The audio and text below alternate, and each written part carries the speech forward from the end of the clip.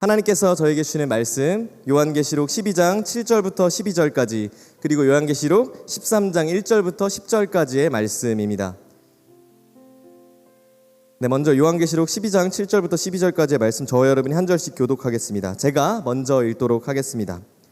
그때 하늘에는 전쟁이 일어났습니다. 미가엘과 그의 천사들이 용과 대적해 싸우고 용도 이에 맞서 자기의 사자들과 함께 싸웠으나 용이 이기지 못했으므로 그들은 하늘에서 더 이상 있을 곳을 찾지 못했습니다. 큰 용, 옛 뱀, 곧 마귀와 사탄이라고도 하느니 온 세상을 현혹시키는 이가 쫓겨났습니다. 그의 사자들도 그와 함께 쫓겨났습니다. 그때 나는 하늘에서 큰 음성이 이렇게 말씀하시는 것을 들었습니다. 이제 구원과 능력과 우리 하나님의 나라와 그의 그리스도의 권세가 확립됐으니 이는 우리 형제들을 고소하더니 곧 우리 하나님 앞에서 밤낮으로 그들을 고소하던 이가 쫓겨났기 때문이다. 그들은 어린 양의 피와 그들이 증언하는 말씀으로 인해 그를 이겼고 죽기까지 자기 목숨을 아끼지 않았다. 그러므로 하늘과 그 안에 거하는 사람들아 즐거워하라. 그러나 땅과 바다에 재앙이 있을 것이니 이는 마귀가 자기의 때가 얼마 남지 않은 줄 알고 분을 품고 너희에게 내려갔기 때문이다. 13장 1절부터 10절까지의 말씀입니다. 제가 먼저 읽겠습니다. 그때 나는 바다에서 짐승이 올라오는 것을 보았습니다. 그 짐승은 10뿔과 7머리를 가졌는데 그의 10뿔에는 10면류관이 있고 그의 머리에는 하나님을 모독하는 이름이 있었습니다. 내가 본 짐승은 표범처럼 생겼고 그의 발은 곰의 발 같고 그의 입은 사자의 입 같았습니다. 용은 이 짐승에게 자기의 능력과 자기의 권좌와 큰 권세를 주었습니다. 짐승의 머리들 가운데 하나가 치명상을 입어 죽게 된 것 같았습니다. 그러나 그 치명상이 치료되자 온 땅이 감탄하고 그 짐승을 따랐습니다. 용이 그 짐승에게 권세를 주자 사람들이 용에게 경배했습니다. 또 그들은 그 짐승을 경배하며 말했습니다. 누가 이 짐승과 같겠는가? 누가 그를 대적해 싸울 수 있겠는가? 짐승은 오만하고 하나님을 모독하는 말을 할 입을 받았고 42개월 동안 활동할 권세를 받았습니다. 짐승이 입을 열어 하나님을 모독했는데 하나님의 이름과 그분의 장막 곧 하늘에 거하는 이들을 모독했습니다. 또 그 짐승은 성도들을 대적해 이기며 모든 족속과 백성과 언어와 나라를 다스릴 권세를 받았습니다. 땅 위에 사는 모든 사람들 곧 죽임을 당한 어린 양의 생명책에 세상 창조 때부터 자기의 이름이 기록되지 않은 사람들은 그 짐승에게 경배할 것입니다. 누구든지 귀 있는 사람은 들으십시오. 누구든지 사로잡힐 사람은 사로잡힐 것이요 누구든지 칼로 죽임을 당할 사람은 칼로 죽임을 당할 것입니다. 여기에 성도들의 인내와 믿음이 있습니다. 아멘. 세상에 싸움의 기본 원칙이 있습니다. 영원히 변하지 않는 불문율 같은 원칙 중에 하나는 목소리 큰 사람이 이긴다라는 것이죠. 그래서 사람들은 싸움을 하면 일단 큰 목소리로 싸우려고 합니다. 근데 진짜 큰 목소리를 내는 사람이 게임 가운데 승리하는가? 저는 아니라고 확신합니다. 저는 반대라고 생각을 해요. 보면 목소리가 크다라는 것은 그 사람 내면에 있는 어떤 두려움을 감추고 싶다라는 것을 의미하기도 하거든요. 제가 군대 조교 출신이잖아요. 제가 조교가 된 이유는 딱 한 가지입니다. 목소리가 제가 들어간 훈련소 기수 중에 제일 커서 조교가 됐거든요. 조교를 잘하려면 소리만 잘 지르면 돼요. 왜? 큰 목소리를 지르면서 무엇을 하는 겁니까? 혹시 저 훈련병이 나한테 해코지하지 않을까? 이런 모든 두려움을 내 목소리로 덮어버리는 거예요. 그러니까 오히려 큰 목소리를 내는 사람이 훨씬 더 큰 두려움 가운데 있다는 것을 우리는 어렵지 않게 발견할 수 있습니다. 교통사고가 나도 보통 싸우면 큰 목소리를 내는 사람이 누구인가? 피해자는 큰 목소리를 내지 않습니다. 보통은 가해자가 큰 목소리를 내고 있어요. 피해자는 조용히 있어요. 왜? 보험사가 오고 경찰이 오면 알아서 다 해결해 줄 것을 알기 때문에.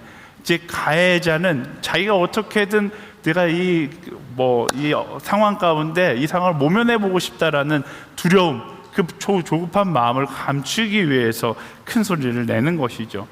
근데 우리의 영적 전쟁도 마찬가지다라는 생각이 듭니다. 하나님의 사람들과 사단의 무리의 전쟁 가운데 사단은 굉장히 큰 소리로 때로는 화려함과 위압감으로 우리를 위축시키려고 합니다. 하지만 그들이 위압감을 조성하면 조성할수록 큰 소리를 외치면 외칠수록 사실 그 뒤에 이면에는 불안과 패배에 대한 두려움이 있다라는 것을 우리는 알 수 있는 것이죠. 우리가 이 땅을 그리스도인으로 살아가면서 신앙인으로 살아간다는 거 쉽지 않습니다. 정말 세상 가운데 사단의 공격이 아주 거칠게 다가오고 있기 때문에 그래요. 오늘 세상을 보세요. 세상 가운데 교회는 굉장히 작아 보이고 세상은 굉장히 커 보입니다. 세상은 교회를 좋은 시선으로 바라보지 않습니다. TV 프로그램들을 보면 다들 기독교에 대해 아주 부정적인 시각으로 보고 있다는 것을 알 수 있습니다. 제가 어린 시절만 해도 교회 하면 정직한 사람들의 공동체라는 의미가 강했는데 이제 교회, 기독교 하면 바보, 이기적, 옹고집 이런 이미지가 만들어지고 있습니다. 왜 이럴까요?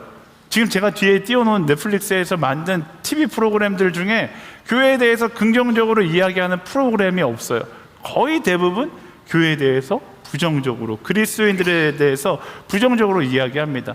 제가 예전에 미용실 가서 제가 직업을 물어보면 목사입니다 이러면 굉장히 따뜻한 미소로 저를 맞이해 주셨거든요. 근데 요즘에 미용실 가서 목사입니다 이러면 굉장히 개심치레한 눈빛으로 저를 바라보고, 저를 바라보는 시선이 굉장히 안 좋을 때가 많이 있습니다. 근데 한번 생각해 보세요. 정말로 교회가 세상 가운데 이렇게 악영향을 미쳤는가?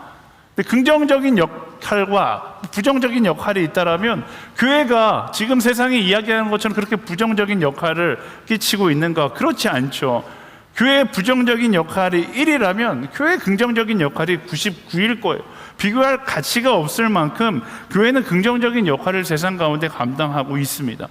그런데도 세상은 어떻게 해서든지 교회와 그리스도인들을 삐딱하게 바라보고 부정적인 프레임을 씌우려고 하는 것이죠. 왜 그럴까요? 저는 그 모든 시대적 현상이 사단이 꾸미는 영적 전쟁의 한 단면이라고 생각합니다. 성경 말씀은 이미 그것에 대해서 이야기하고 있습니다. 우리가 진리의 길을 걸어간다 할지라도, 진리를 선포한다 할지라도 세상은 그 진리 가운데 우리를 곱게 보지 않을 것이고 우리를 핍박할 것이며 우리에게 부정적인 프레임을 씌울 것을 말씀 가운데서는 충분히 예언하고 있습니다. 오늘 우리가 함께 나누게 될 요한계시록 12장 13절도 12장과 13장도 이 마지막 시대의 사단의 공격, 영적 공격을 이야기해 주고 있는 것이죠. 12장 7절부터 9절까지의 말씀 함께 읽어볼까요? 시작. 그때 하늘에는 전쟁이 일어났습니다. 미가엘과 그의 천사들이 용과 대적해 싸우고 용도 이에 맞서 자기의 사자들과 함께 싸웠으나 용이 이기지 못했으므로 그들은 하늘에서 더 이상 있을 곳을 찾지 못했습니다. 큰 용, 옛뱀, 곧 마귀와 사탄이라고도 하는 이 온 세상을 현혹시키는 이가 쫓겨났습니다. 그의 사자들도 그와 함께 쫓겨났습니다. 오늘 말씀에 보면 하늘의 전쟁으로 이 말씀이 시작이 됩니다. 하나님의 천사들과 사단의 무리가 싸우는 장면을 이야기하는 것이죠.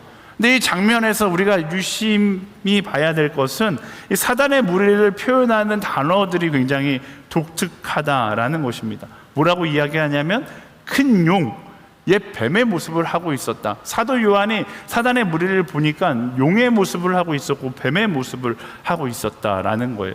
큰 용과 옛 뱀의 모습은 사도 요한의 눈에 비치기에 굉장히 강한 모습이었고 위험한 모습이었고 두려운 존재의 모습을 의미하는 것입니다. 여기서뿐만 아니라 13장에 나오는 사단의 무리들도 마찬가지예요. 13장 1절과 2절 그리고 4절 말씀 함께 읽어보겠습니다. 시작. 그때 나는 바다에서 짐승이 올라오는 것을 보았습니다. 그 짐승은 10뿔과 7머리를 가졌는데 그의 10뿔에는 10멸관이 있고 그의 머리에는 하나님을 모독하는 이름이 있었습니다. 내가 본 짐승은 표범처럼 생겼고 그의 발은 곰의 발 같고 그의 입은 사자의 입 같았습니다. 용은 이 짐승에게 자기의 능력과 자기의 권자와 큰 권세를 주었습니다. 용이 그 짐승에게 권세를 주자 사람들이 용에게 경배했습니다. 또 그들은 그 짐승을 경배하며 말했습니다. 누가 이 짐승과 같겠는가? 누가 그를 대적해 싸울 수 있겠는가? 13장에서 나타나는 사단의 무리들의 모습, 그 짐승의 모습도 위압감이 엄청나게 크죠. 표범, 곰, 사자, 용, 무시무시한 이름들이 다 나오는데 여러분들 별로 실감을 못 하시는 것 같아요. 근데 오늘의 상황 가운데는 이게 동물원에서나 볼 수 있는 동물들이니까 표범하면 와 귀엽다 뭐 이렇게 생각할 수도 있고 곰하면 곰 3마리 노래를 떠올리면서 굉장히 부드러운 이미지로 생각할 수 있겠지만 이때 당시만 해도 표범이나 곰이나 사자는 어떤 의미를 가지고 있었을까요? 만약에 내가 길을 가다가 표범을 만나고 곰을 만나고 사자를 만나면 그날 그냥 죽는 거예요.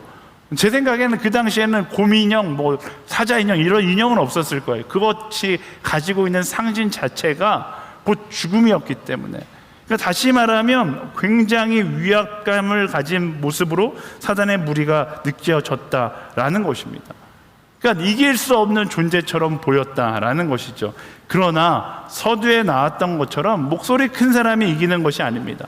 싸움의 분위기를 공포스럽게 조성하는 사람이 이기는 것도 아닙니다. 말씀드렸듯이 목소리가 크면 클수록, 험악한 분위기를 만들려고 하면 할수록 오히려 패배가 가까이 왔다라는 것을 알려주고 있는 것을 우리는 말씀 가운데서 발견할 수 있어야 하는 것이죠. 그래서 이 말씀 가운데 왜 이렇게 사단의 무리가 분위기를 잡고 있는가? 결국 그것은 그들의 패배가 가까이 왔다라는 것을 이야기하고 있는 것입니다. 우리는 그것을 볼 수 있는 영적 지혜를 가져야 하는 거예요. 이 하늘의 전쟁은 오늘 이 땅을 살아가는 그리스도인들의 영적 전쟁을 그대로 보여줍니다. 여러분, 세상을 보세요. 세상 속에서 그리스도인은 너무나 작아 보입니다. 힘이 없는 존재처럼 느껴지고 상황 속에서 아무런 소리도 하지 못한 채 사랑 이야기만 하고 있는 이른바 호구처럼 보일 때가 많이 있습니다. 그런데 그것에 반해서 세상의 모습은 어떻습니까? 세상의 권세는 큰 목소리를 내며 마치 자신이 진리인 것 마냥, 마치 자신이 세상의 우두머리인 것처럼 행동합니다. 돈과 권력과 다수결에 일어난 힘은 얼핏 보기에 굉장히 거대한 힘처럼 느껴지고 위압감을 줄 때가 있습니다. 그래서 말씀은 13장에 사람들이 사단의 무리 앞에 서서 오히려 하나님의 편에 서 있지 않고 그들의 편에 넘어가고 있는 장면을 묘사하기도 하는 것입니다. 그러나 중요한 것은 말씀은 이런 사단의 힘의 한계를 분명하게 이야기한다라는 것이죠. 13장 5절 말씀 함께 읽어볼까요? 시작. 오만하고 하나님을 모독하는 말을 할 입에 받았고 42개월 동안 활동할 권세를 받았습니다. 아멘. 짐승들을 오만하다고 이야기합니다. 모독하는 입술을 가졌다라고 이야기합니다. 중요한 포인트, 그들이 활동할 수 있는 기간은 42개월이다라고 이야기하는 거예요. 그 사단의 무리가 활동할 수 있는 시간은 42개월이다. 발생했습니다. 다시 시도하십시오. 네, 죄송해요.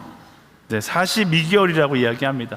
그러니까 정해진 42개월 동안 쉴 새 없이 하나님을 모독하고 하나님의 교회와 성도들을 모독하고 있었다라는 것입니다. 그 42개월 동안은 그들이 권세 있게 보일 수 있어요. 그들이 승리한 것처럼 보일 수 있습니다. 그러나 그들의 권세와 그들의 승리하는 것처럼 보이는 시간은 어디까지나 시한부이다라는 것이죠.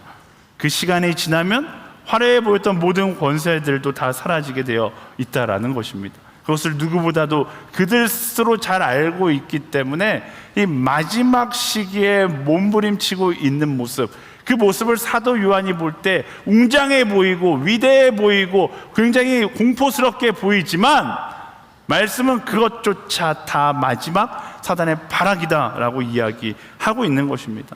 이렇게 항상 거친 공격 뒤에는 꽁꽁 숨겨진 연약함, 그 마지막 한계가 있는 법이죠. 그것을 안다라면 그 위압적으로 보이는 사단의 무리가 과연 두려움으로 느껴질 것인가? 그렇지 않다라는 거예요.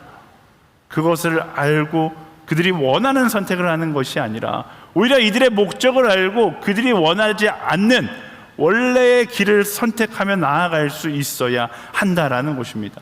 이 사단이 이렇게 위압감을 조성해서 이 어려운 상황을 조성해서 무엇을 얻고자 하는 것입니까? 8절 말씀 함께 볼까요?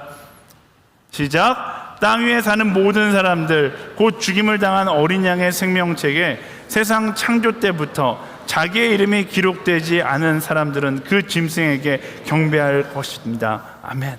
하나님을 떠나 거짓 경배를 하게끔 만드는 것이 사단이 이런 위압적인 분위기를 만드는 이유이다라는 것입니다. 그래서 하나님을 떠나 세상을 예배하고 사단에게 끌려가는 사단의 노예와 같은 존재로 만드는 것이 바로 사단의 목적이라는 거예요. 우리가 이 땅을 살아가면서 세상 가운데 위압감을 느끼고 우리의 신앙을 지키지 못하게끔 세상이 흔드는 기본적인 이유가 바로 여기에 있다라는 거예요. 말씀을 따라 살아가는 것이 아니라 짐승에게 경배하는, 우상을 숭배하는 존재로 만들고자 하는 것이 바로 사단의 작전이다라는 것입니다. 그들이 아무리 거대해 보이고 아무리 두려워 보인다 할지라도 결국 말씀은 뭐라고 이야기해요? 하늘의 전쟁에서 패배할 존재들이다라고 이야기하는 것입니다. 그들을 바라보면 두렵죠. 하지만 하나님의 편에 서서 그들을 바라본다라면 더 이상 그들은 두려움의 대상이 아니다라는 것을 우리는 기억해야 합니다. 이 장면과 오버랩되는 장면이 민수기 14장, 지난 한 주 동안 우리가 큐티했었던 말씀인데요. 모세가 하나님의 뜻을 따라 이집트에서 이스라엘 민족을 데리고 나왔어요. 그리고 광야길을 걸어갔고 가나안 땅 앞에 섰습니다. 12명의 정탐꾼을 보냈는데 12명 중에 10명의 정탐꾼이 가나안 땅에 있는 기골이 장대한 사람들을 보고 우리는 죽었다, 우리는 절대로 이 전쟁 가운데 승리할 수 없다라고 이야기합니다. 눈에 보이는 것이 너무나 위압감 있게 보였기 때문에. 그런데 딱 두 사람, 여호수아와 갈렙은 뭐라고 이야기합니까? 민수기 14장 9절 말씀입니다. 함께 읽어볼까요? 시작. 여호와께 반역하지 마십시오. 그 땅 사람들을 두려워하지 마십시오. 그들은 우리의 밥입니다. 그들의 보호자는 그들을 떠났고 여호와는 우리와 함께 계십니다. 그들을 두려워하지 마십시오. 아멘.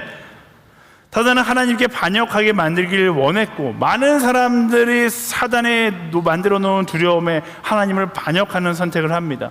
그런데 딱 두 사람, 갈렙과 여호수아만큼은 달랐어요.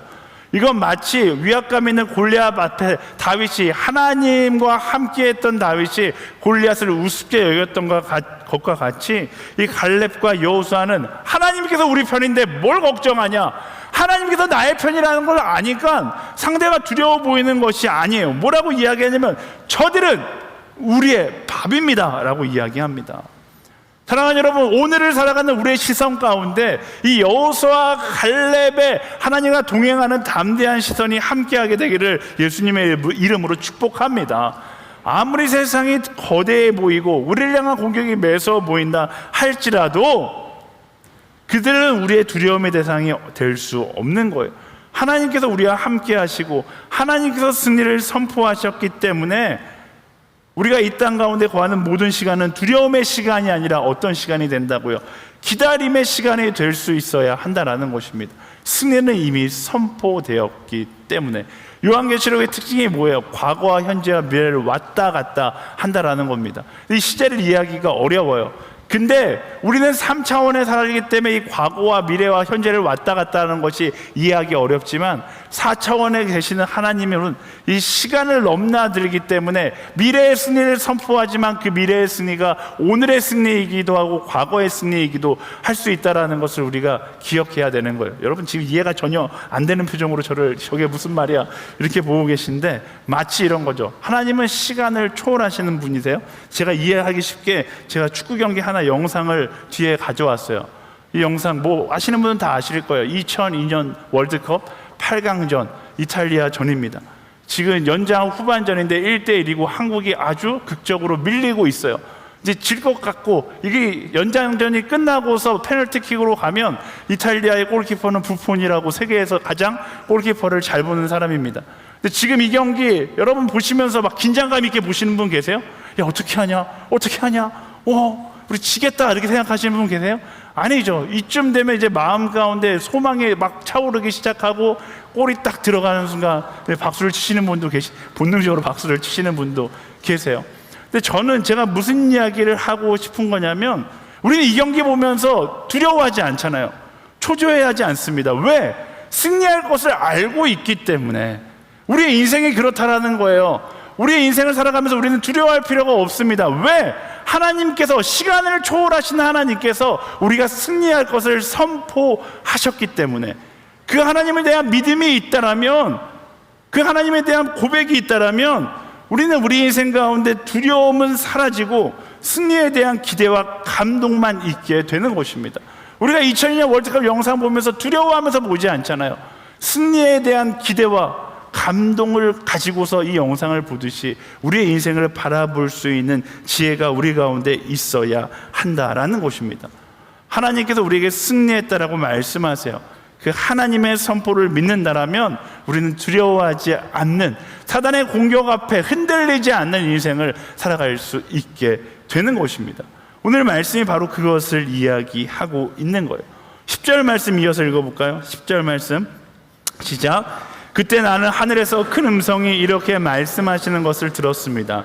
이제 구원과 능력과 우리 하나님의 나라와 그의 그리스도의 권세가 확립됐으니 이는 우리 형제들을 고소하던 이 곧 우리 하나님 앞에서 밤낮으로 그들을 고소하던 이가 쫓겨났기 때문입니다. 말씀을 보세요. 이 싸움의 결론을 이야기하는데 지금 뭐 현재형처럼 이야기하지만 미래형이기도 하고 우리의 삶 가운데 이미 선포된 과거형이기도 한 것입니다. 사탄은 승리자의 모습을 하고 다가와서 우리를 정죄하지만 결론은 무엇입니까? 이 허황된 모든 과정과 상관없이 우리는 결국 승리하게 될 것이다. 말씀이 그것을 약속하고 있는 거예요. 그래서 오늘을 살아가면 우리는 패배자로 살아가는 것이 아닙니다. 우리는 승리한 자답게 살아갈 수 있어야 하는데 승리한 자답게 살아가는 두 가지 방법을 오늘 말씀이 이야기해줘요. 11절 말씀 읽어보겠습니다. 시작. 그들은 어린 양의 피와 그들이 증언하는 말씀으로 인해 그를 이겼고 죽기까지 자기 목숨을 아끼지 않았다.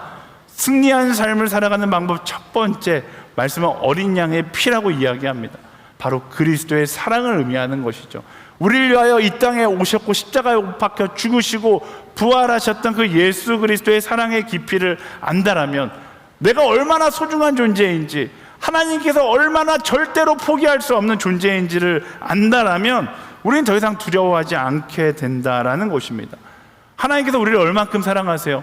포기할 수 없어서 이 땅에 육신을 입고 오셔서 자기의 생명까지 아끼지 않을 정도로 우리를 사랑하세요.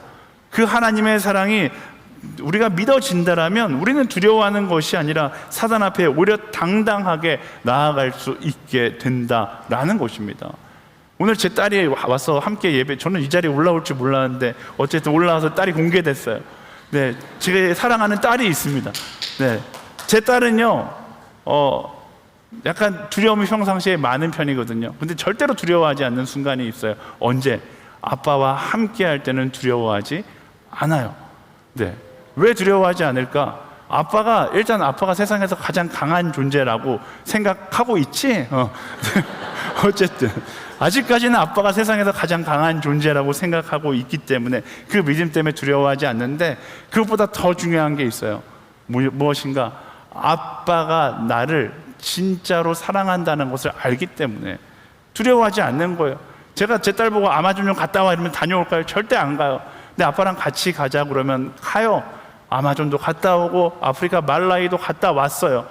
어떻게 갔다 올 수 있었을까? 아빠가 능력이 있다라는 믿음, 그것보다 더 큰 건 우리 아빠는 절대로 나를 그 땅 가운데 홀로 내버려 두지 않을 거라는 그 확신이 있기 때문에 담대하게 그 땅을 향해 나아갈 수 있는 거잖아요.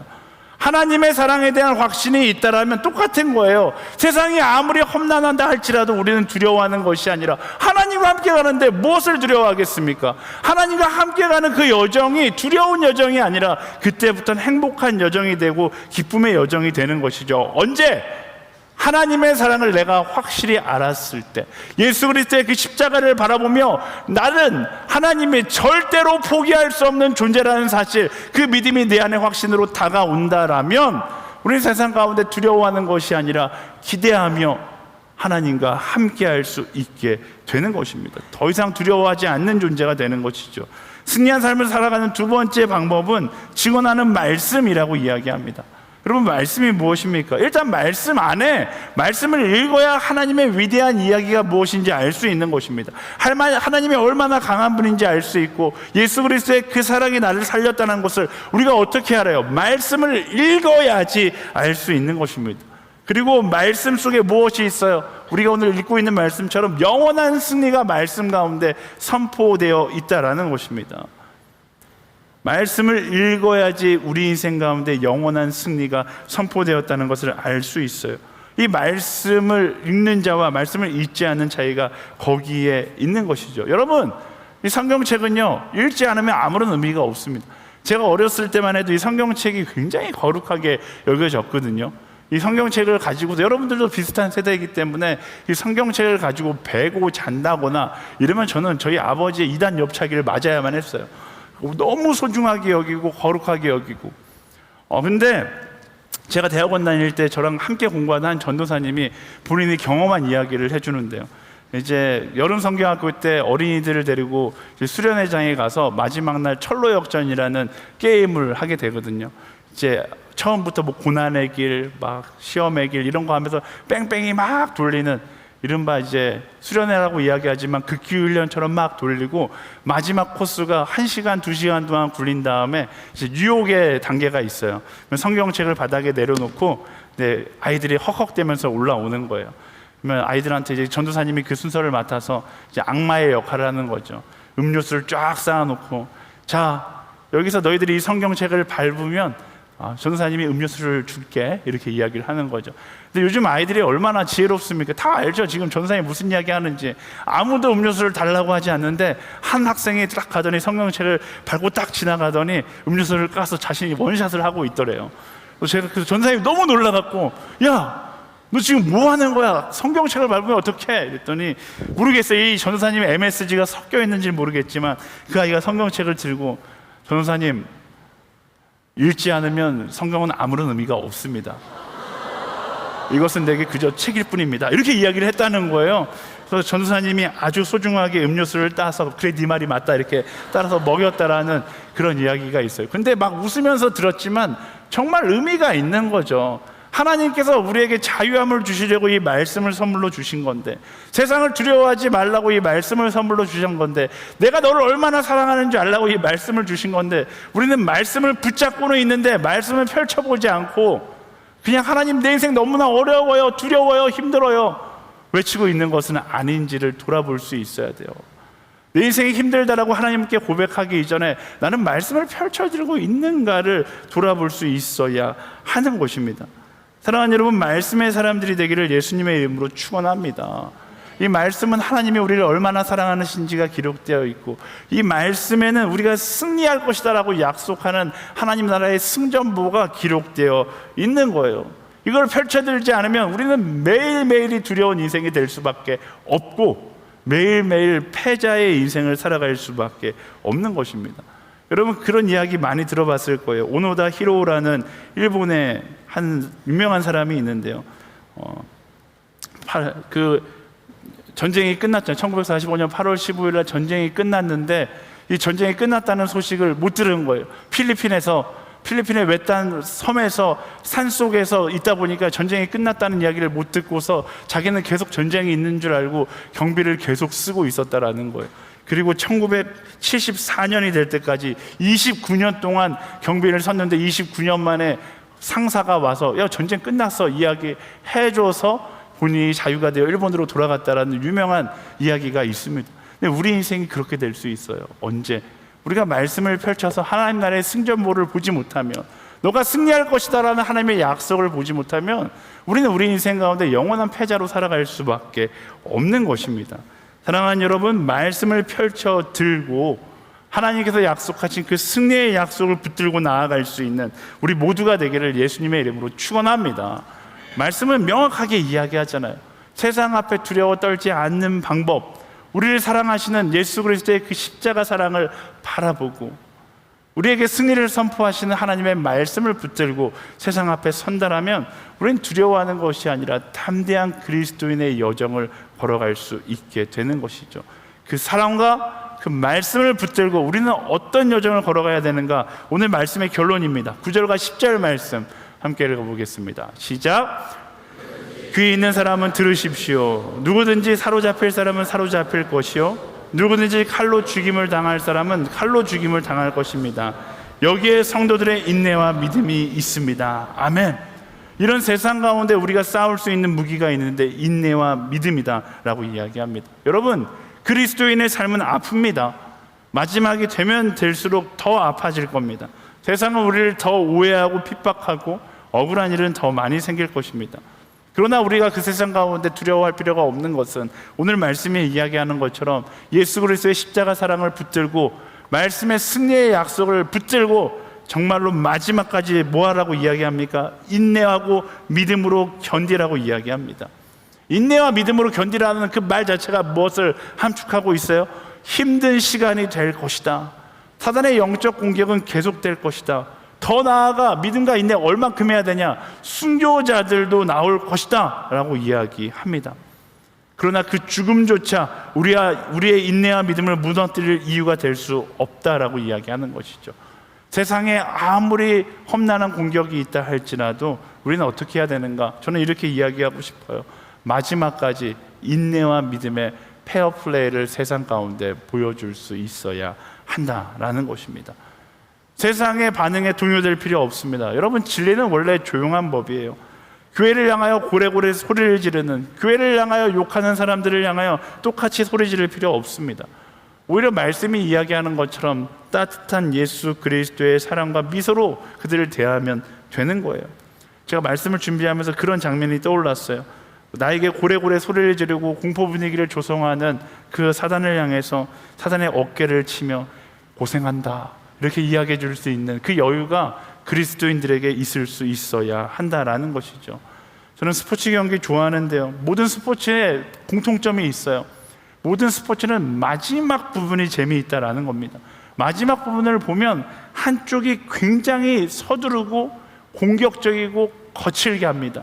권투가 됐든 야구가 됐든 축구가 됐든 농구가 됐든 모든 스포츠는 마지막 장면을 보면 한쪽이 굉장히 거칠게 몰아붙여요.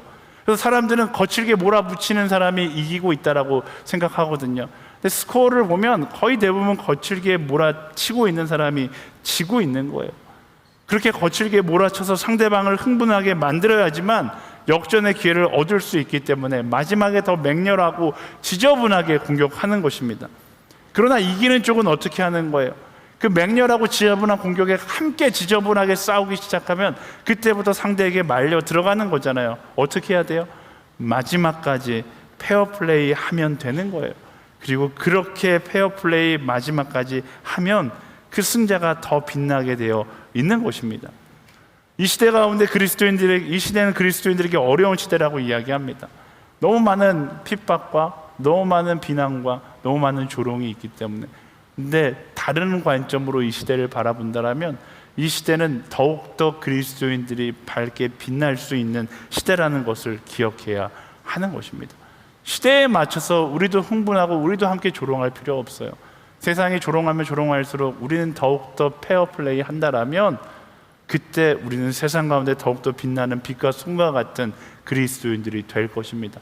저는 SNS 공동체의 모든 형제자매들이 세상과 함께 싸우는 것이 아니라 세상을 향하여 예수 그리스도의 마음을 보여줄 수 있는, 마지막까지 페어플레이를 할 수 있는 그런 한 사람 한 사람들 되기를 예수님의 이름으로 축원합니다. 우리 옆 사람에게 선포하겠습니다. 마지막까지 페어플레이 할지어다. 아멘. 말씀을 정리하도록 하겠습니다. 오늘 말씀 마지막 시대의 사단과의 전쟁의 모습을 우리가 함께 나누었어요. 첫 번째, 거대해 보이는 세상 앞에 떨지 말라는 것입니다. 마지막 때에 우리를 두렵게 만들려는 사단의 허풍에 속을 필요가 없습니다. 마지막 시대가 되면 사단은 더 몸집을 부풀릴 거고 더 거칠게 우리를 공격할 겁니다. 오히려 우리는 그것을 불쌍히 여길 수 있어야 돼요. 끝이 다가오니까 이렇게 몸부림치는구나.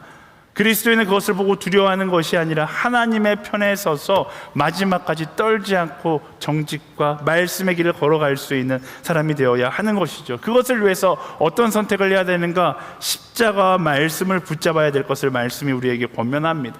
그리스도의 사랑, 나는 절대로 하나님께서 포기할 수 없는 존재라는 그 십자가 사랑을 바라보고, 그리고 우리에게 승리를 선포하신 그 말씀을 붙잡고 세상 가운데 나아갈 수 있어야 하는 것이죠.